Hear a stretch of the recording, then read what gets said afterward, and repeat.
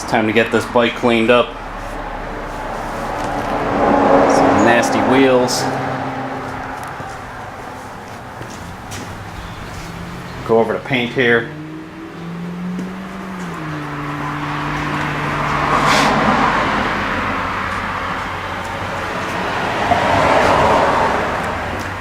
It's not too bad, but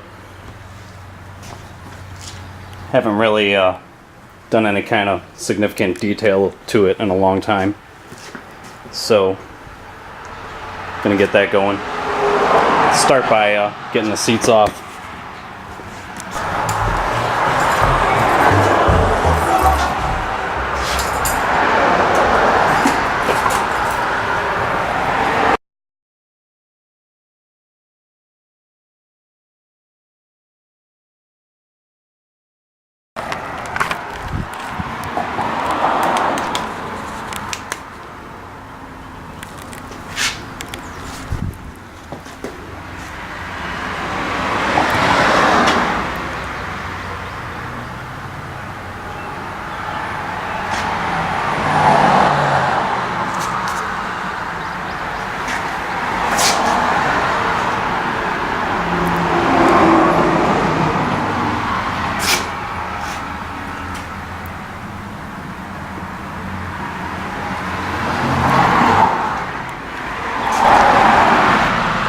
One of the biggest misconceptions about cleaning cars and motorcycles is dealing with the different types of contaminants.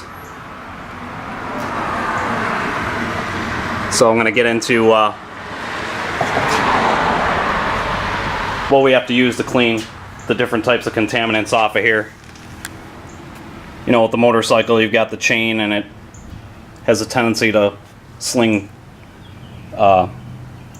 you know, a greasy solvent-based contaminant around.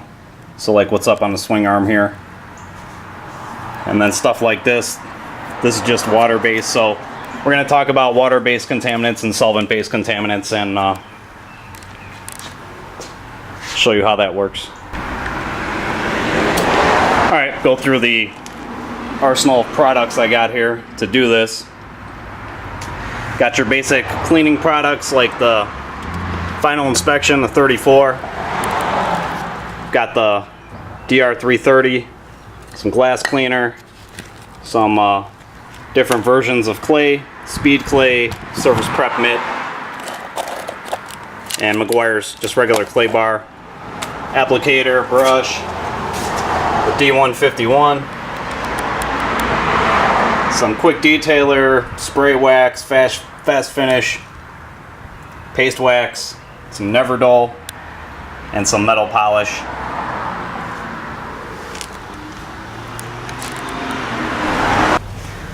This area of the bike is actually perfect for showing you the difference between a water-based contaminant and a solvent-based contaminant. So, up under where the seat goes, we've got a layer of dirt that's water-based. And this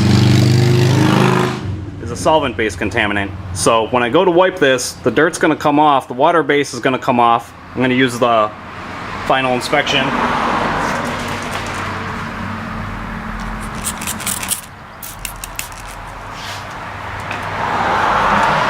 But when I wipe the Final Inspection over this solvent-based contaminant, it's just going to stay on there.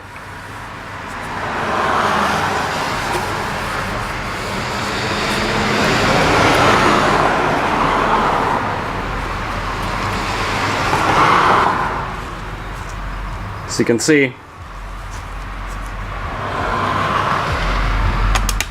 got some of the dirt off of there. That solvent-based contaminant is still there. So now what I'm going to do is take some of this DX330, put it on the rag.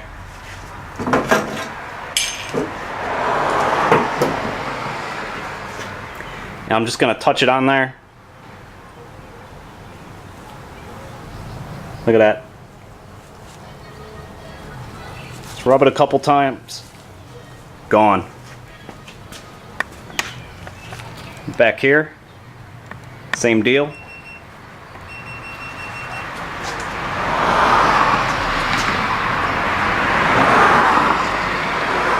Wiped it right off of there. Now, if I use a dry part of the towel that doesn't have the solvent on there, doesn't have the 330, and I try wiping this, it's not doing anything. So now if I go back to that 330 side,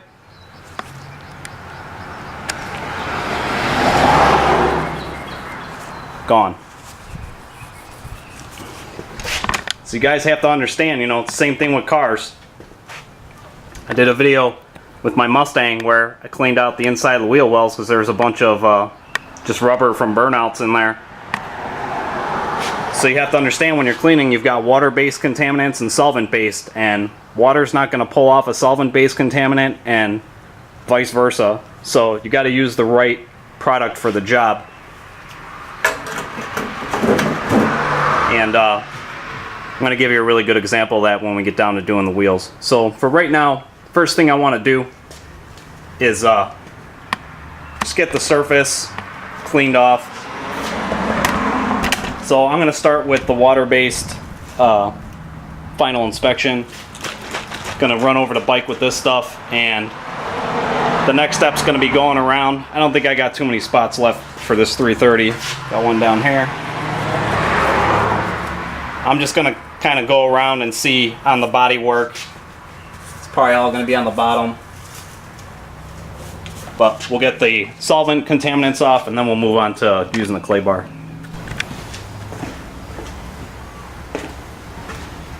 Get yourself a couple towels, fold them up. Always agitate your products, especially liquid products. So I'm gonna get some product on one towel.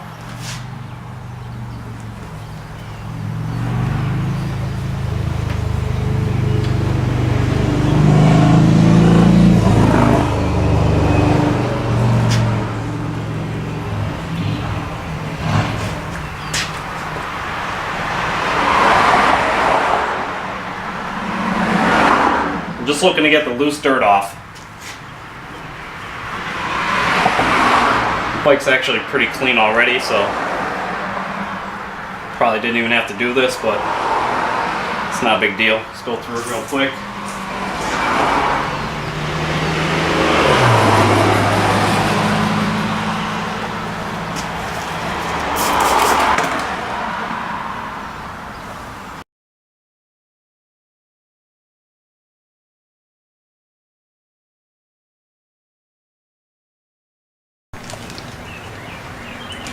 Alright, got another great example of a solvent-based contaminant.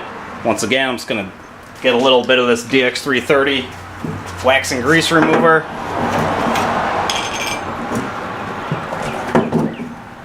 Does not take much. Look at that, burns it right off of there.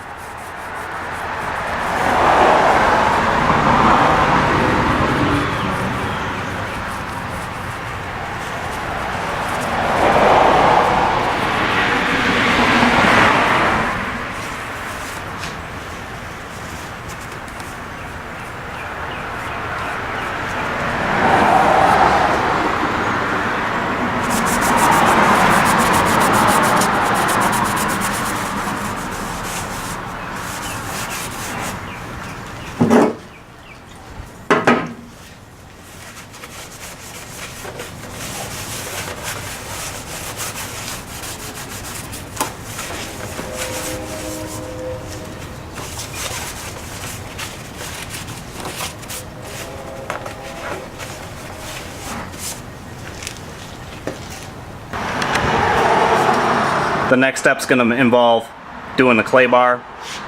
Now, I actually really like this surface prep mitt, and this works out pretty good on the bike sometimes. This is great for cars. This one, I don't know, this is more for cars. I mean, I like having all three because you never know when you're going to need which one. But for the bike, I mean, it's pretty small, and you need clay that's going to fit into tight spaces, so I'm just going to go ahead and use the Meguiar's clay bar. So we're going to use this with the final inspection as a lubricant.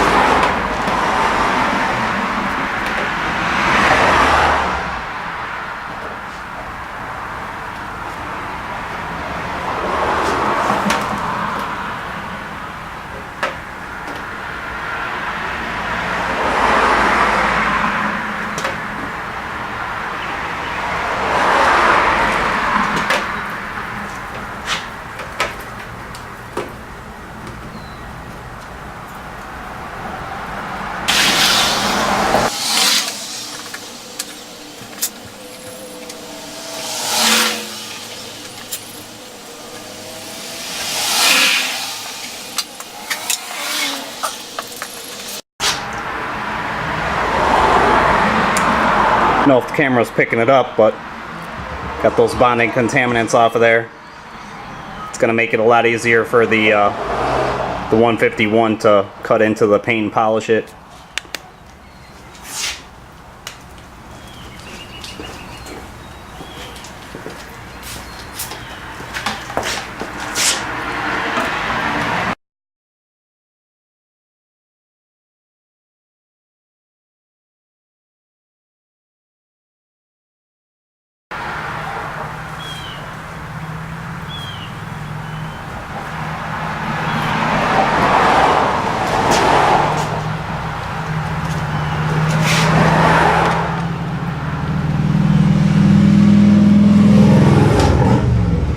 Definitely got some contaminants off of that front fender.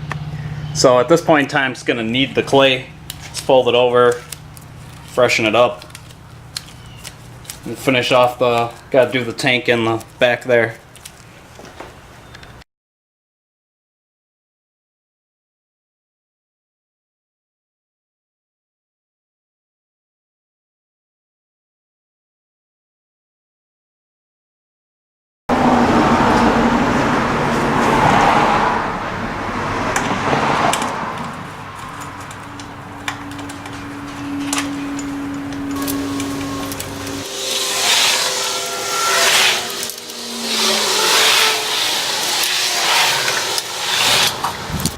Alright, sometimes on the heavily soiled parts, it's a lot easier to just blast it with that glass cleaner and let the foam really work its way in there.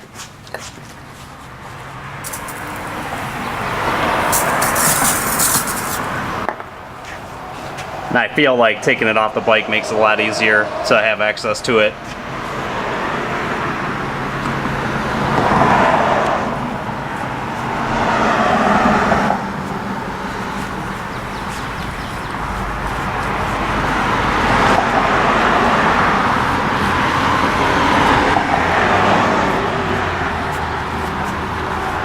So just let that foam go to work. Just be nice and gentle. It's not a big deal. You don't really see this thing anyways, but you try to keep it kind of nice. Now as you can see, we've got some solvent contaminants on there, so I'm going to have to grab some 330 and go over that. Get those off of there. I think I'm even going to clay this because it's pretty nasty. So let's grab that 330.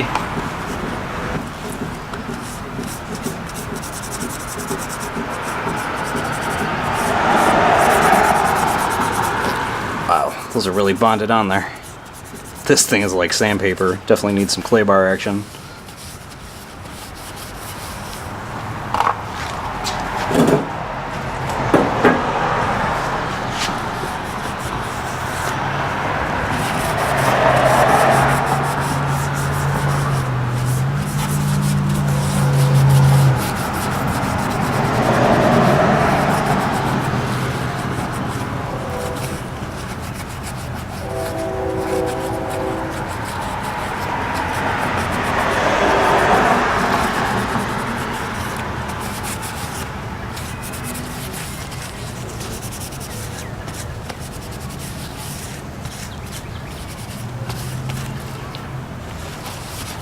Man, that's nasty. Let's get that clayed up.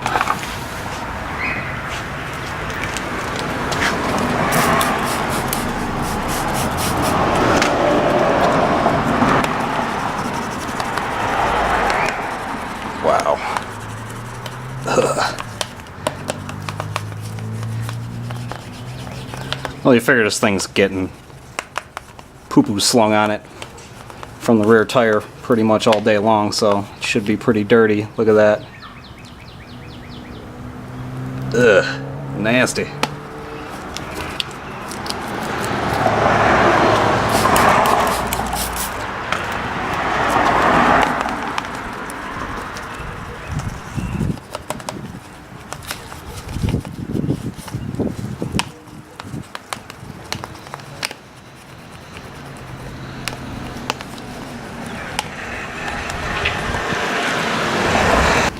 Alright, got this straightened out. It's actually smooth again. And I just cleaned the bottom side with the glass cleaner and hit it with the 330. Got that cleaned up. So, I mean, honestly guys, like, clay bar is pretty awesome. I mean, just doing the clay really brings the shine back.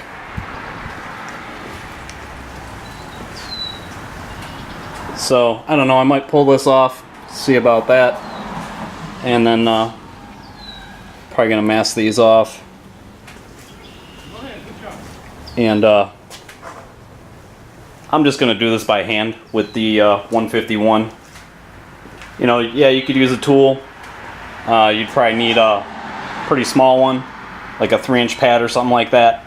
But I think we can get this looking pretty nice just doing it by hand. So that's how we're gonna do this. Get going on that.